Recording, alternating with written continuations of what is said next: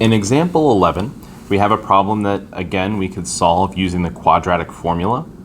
We'd have to rewrite this as x squared plus 0x minus 64 is equal to 0.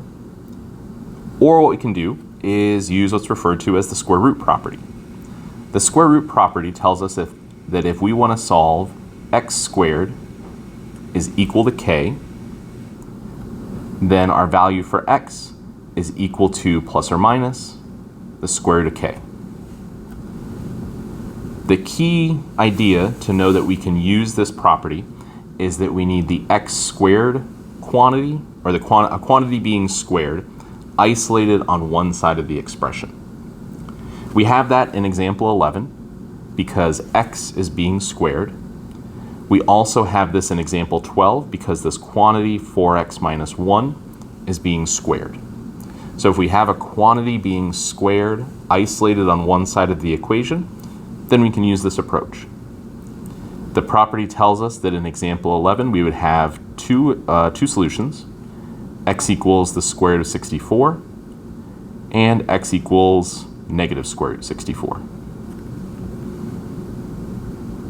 That means our solutions would be x equals 8 and x equals negative 8. We'll quickly check our work here, which will also help us understand will help us demonstrate why we have these two solutions to this equation. Our first solution was 8, so if we substitute in x equals 8 and square that result, we get positive 64, which makes the original equation true. If we substitute in negative 8 and square that, we get negative 8 times negative 8, which would give us a positive 64, which again makes that original equation true. Similarly then, in example 12, we'll take the same approach. We'll set up two different equations. 4x minus 1 is equal to the square root of 9, and 4x minus 1 is equal to negative square root of 9. We have a more complicated expression on the left-hand side of the equation, but since we originally had that quantity squared isolated on that side of the equation, we can use this property. This means we'll have 4x minus 1 is equal to 3, or x is equal to positive 1.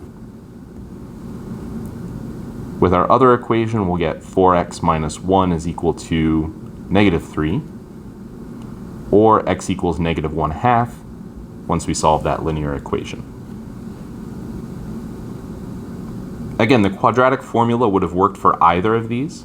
In example 11, we have to introduce that missing term and subtract over to the other side. In example 12, we'd have to expand out 4x minus 1 times 4x minus 1 and move the 9 over. So the quadratic formula will continue to work, but these other methods, factoring and now the square root property, give us some faster methods if we practice with those and get comfortable with those approaches.